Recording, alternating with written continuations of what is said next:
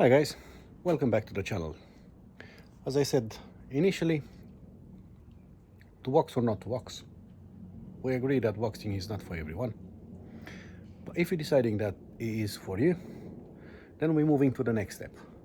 And to show you that I'm not talking from the books, today we're gonna re-wax a chain because I've done a bit more than 250 kilometers with, and I think it's the right time to re-wax it. What do you need in order to do a re-wax or a wax, for example? Well, first of all, you need a bike. If you don't have a bike, well, you don't chain wax. That's for sure.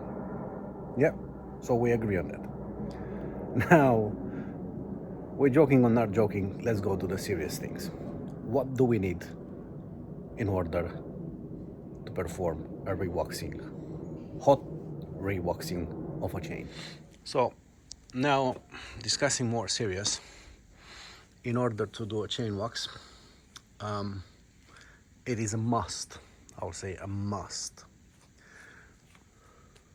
to have this. It's not so unusual these days. They call it quick link.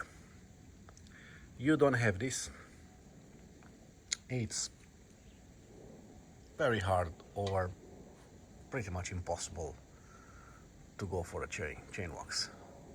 Not really worth it. You rather stick to your oils. If you have that, then you need a set of this. All right, we remove that quick link, and then very simple, a container, plastic, glass, whatever suits you, a crock pot with wax in it. As I said on my initial video, I'm using Silca Super Secret as a hot wax. There are many brands out there.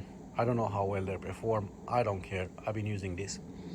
I'm experimenting at the minute with some home blend, but I'm still having this. All gonna go and use it by the time I'm running out of it. And in between hot melts, I'm using the Super Secret chain coating.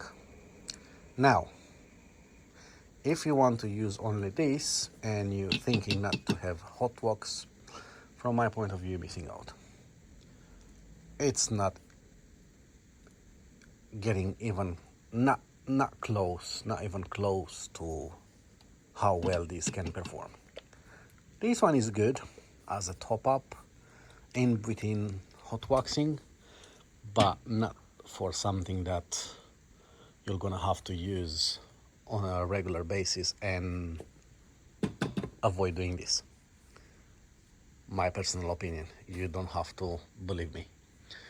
So for the very next step, we're gonna go and remove the quick link, just like that, pop, yeah, pivoting, and you see, off it goes. And I'm using this quick link for a lot of times. I don't know, I think I've done it like 5 or 6 times already.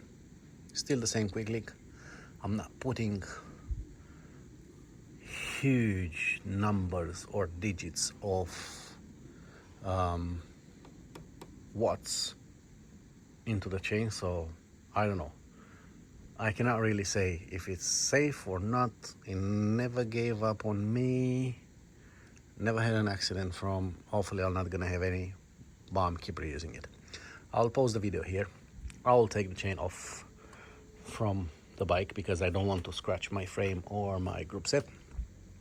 And then we're gonna go on the next stage. Well, what's the new stage? Some of you guys might say, or I'm pretty much sure that lots of you will understand what this is, what chain waxing is. You're familiar with the concept. You've been watching at least few videos so far. So basically what I like to do, even so there are a lot of tutorials over there saying that yeah, you can drip it straight on over there, or just wipe it off and put the chain into the melt and then do it that way. I'm not saying it's not working, it does, but I do have enough time in hand, and I like to literally shower it properly. So what I'm going to do now, I'm having this bottle. This bottle is so innocent, we're not gonna understand what's going to happen with in the next few minutes, but who cares. I have the chain in here, which is still having lots of wax on it, but I've just decided to not wait for the last second.com, and I'm going to just put it in the bottle. Yeah, just like that. And on top of that, I'm gonna go for the lovely trusted kettle. I'm gonna put some water in it to the boiling point, and that water is gonna go on top of the chain into this bottle. I'm not going to film that because it's going to be boring for you. However, I will gonna come back and we're gonna shake the bottle together. Bye. Well, as I promised, kettle is on. Around 300 milliliters of water. We're going to pour that water in the bottle. You see, the poor innocent bottle is complaining about that. We don't really care about it because we're gonna find another innocent bottle.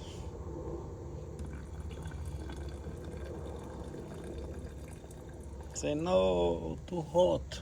Well, stay there, I don't care.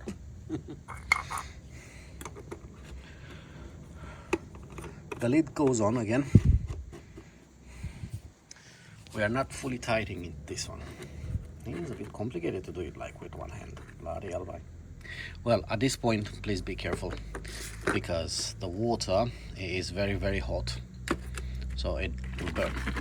So all you have to do is just shake it a little bit. You see, the innocent is got even naked. All right. We lift that again a bit to let the air go out. It's hot air.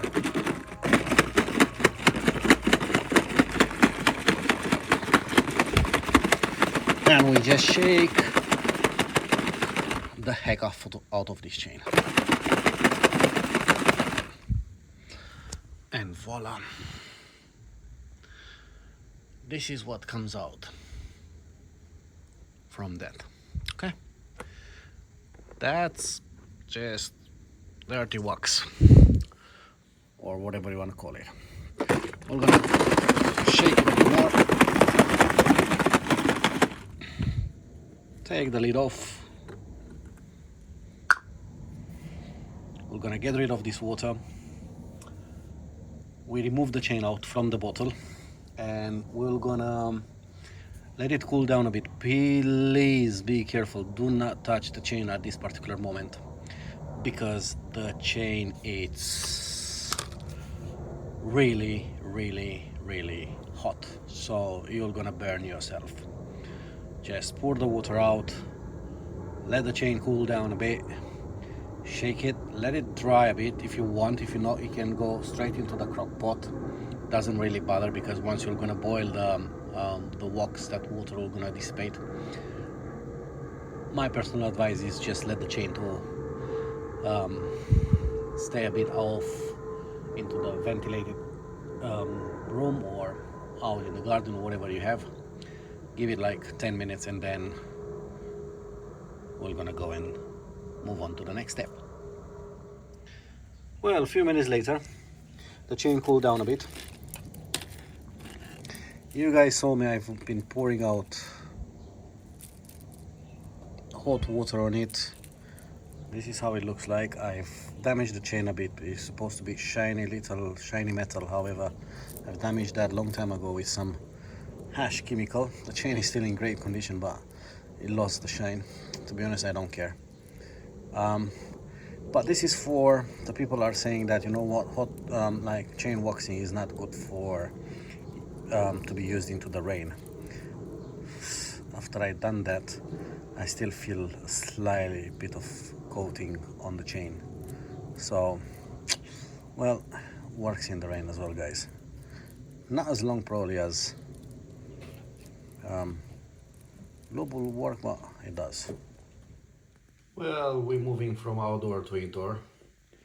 This is how I've put it on a hook made from a hanger, you know. And then I'm having my crock pot, my trusty crock pot. Well, Silca kind of made a fancy one now, but it is about £100 and stuff like that, so I'm not going to spend those money for it. This one does the job. So basically what I'm doing, I'm just clicking on, pressing on saute. And I guess 30 is the time. I'm leaving it on the less, whatever, but obviously this one will depend comparing with the appliance that you're using. And now all I have to do is let this one to start melting. I'll put the chain on top of this already, and it will stay over there until the wax melts. When the wax melts, I have this wooden stick, is only used when I'm lifting the chain off the wax to kind of release the chains from intersecting on the links, because it's having a tendency of creating a block of wax where if the chain is touching plates, I want to have a nice lovely finish coating on it. So then when the wax will gonna melt, I will steer a bit with the chain through the wax to lift off the whatever special treatments or coating this wax it's coming with to go on the plates or in the plates. And then I'm gonna lift it up, I'm gonna let it dry a bit. We'll take it outside because outside is a bit cooler, and once it's cooling down, we're gonna put it back on the bike. Well, we're about 10 minutes later now, and as you can see, all the wax is melted. The chain is already sitting in it. We'll leave it for few good minutes because we want the chain to kind of reach the same heat with the wax. And as you probably see around, it shows that a lot of bubbles are coming up. This is not actually the wax boiling, it's the water coming out from the links. So all we have to do now is just grab this metal, the hook, and shake the chain around, so we're lifting all that magic coating or whatever thing is Silca has in it, yeah, to go properly into the chain.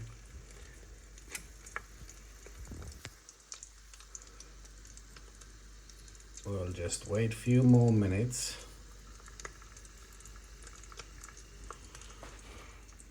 We're still on saute on less. The pot is hot. It boils. We shake this a bit more because we want all those fine particles to lift up into the wax and not just to sit at the bottom of the pot, because if we are leaving it and not shaking, those are gonna go and settle at the bottom of the pot. You'll soon gonna see that those bubbles or whatever, they will stop coming up, so it will gonna be only, yeah, only wax kind of moving around in the pot. But when those bubbles will stop actually coming up, then it's the time when we're gonna switch off the pot. We leave the chain for a few more good seconds in it, and then we're gonna lift the chain up. I don't want to leave it as Lowe's are saying. I don't want to leave the chain into the pot till the wax is starting to cool down. I've seen that's working. I mean, like, I've seen it's working even without waiting. So basically, it will drip all the excess, and still loads of wax are gonna remain on and into the plates of the chain. So the idea is to have the wax, the most of it, into the roller plates. It's good to have a good coating outside of the chain as well, because if you're going into the like wet conditions, it's helping against rust and stuff like that. But the main point and the main focus should be to have the wax in the plates. We're shaking a bit more, we lift up the chain, we drop it again. So it's not a set thing like, oh, you have to do it this way or that way. You just have to, yeah, do it around. We still have a bit of bubbles coming up over there. Not so many, just a few. And as you probably see around, it's kind of stopping. So you see the pot is still on. However, it's boiling, but not. So actually that is just the water interacting with the blend with the hot wax. All the water being eliminated from the chain. I'm kind of happy with where we are at the minute. And then we're going to stop the crock pot. We leave it a few more seconds in it. And one more shake.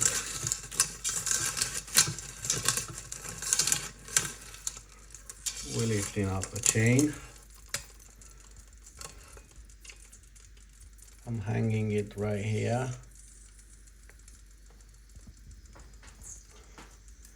So you see, this is where I said my trusty wooden stick comes handy, because I want these plates to not cross themselves each other, because it creates points of contact which are annoying on shifting.